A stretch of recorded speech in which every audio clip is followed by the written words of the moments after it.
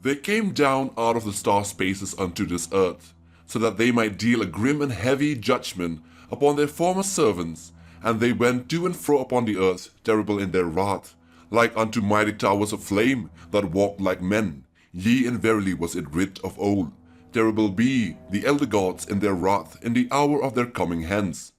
These words were from the Necronomicon. For the new viewers who are not yet familiar with the name Cthulhu then, let us take a quickie into the info about the monster. This creature is one of the first in modern fiction that encompasses the giant size and strange appearances, which is quite unique in a way. He is the brainchild of H.P. Lovecraft and the source of inspiration for many kaiju and giant monsters we see in movies and games. A monster of vaguely anthropoid outline but with an octopus-like head whose face was a mass of feelers, with a scaly rubbery looking body with prodigious claws on hind and fore feet and long narrow wings behind.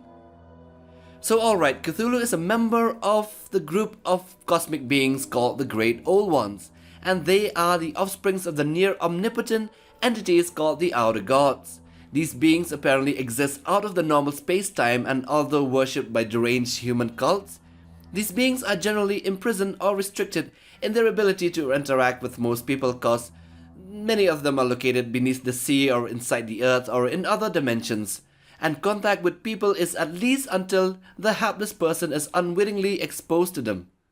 On the other hand, there is another group of near all-powerful entities called the Elder Gods.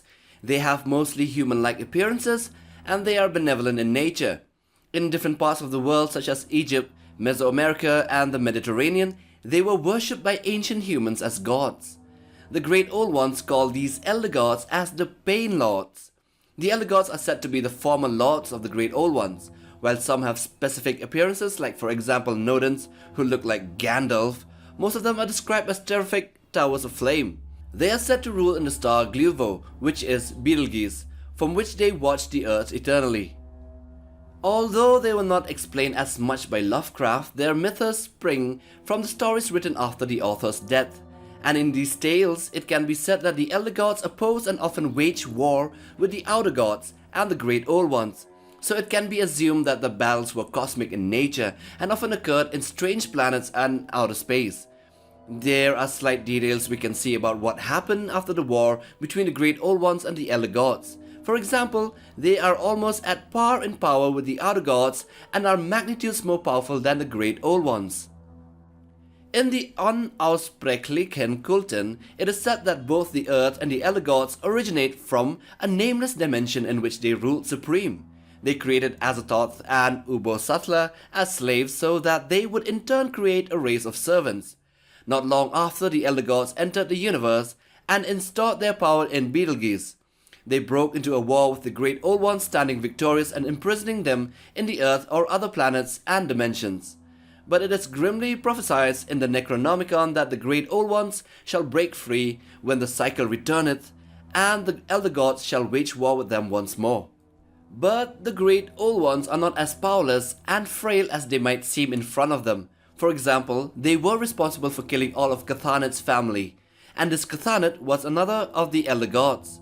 But it is kinda confusing as he is also called the twin brother of Cthulhu. One might wonder as to the possibility of cosmic beings being admitted into the ranks of the Elder Gods and empowered by them from beyond this current dimension, as Cathanet is the current leader of the faction and also the brother of Cthulhu. Despite his immense power, he is not capable of actual violence and only uses binding spells or memory erasure to deal with his enemies. Cathanet is supposedly responsible for the fact the Great Old Ones fear the Elder God sign, as he placed a fear of it in the back of their subconsciousness. This brings us to the fact that this war between the Elder Gods and the Great Old Ones might have not been as physical and brutal, but rather a struggle for dominance by sheer will and the use of cosmic magic, but also using different races and armies to battle each other in what can be called a proxy warfare. Several scholars have speculated that Lovecraft's descriptions of both the Elder Gods and the Great Old Ones as one of anticipating an event equivalent in Judeo-Christian mythology, when God threw Lucifer and the other rebel angels out of heaven to reign over hell. In this context being the Elder Gods banishing Cthulhu and the other great old ones into the depths of the Pacific Ocean and other places to lie in a death-like slumber for eons.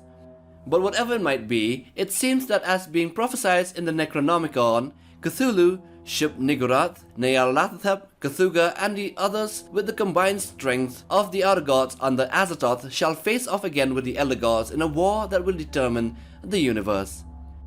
And so with that we come to the end of the video about the War of the Elder Gods and the Great Old Ones. I know I might have missed out on quite a lot of things and maybe we can discuss more about this in the comment section. So do like, share and subscribe for more content on monsters, kaiju and all that creature stuff.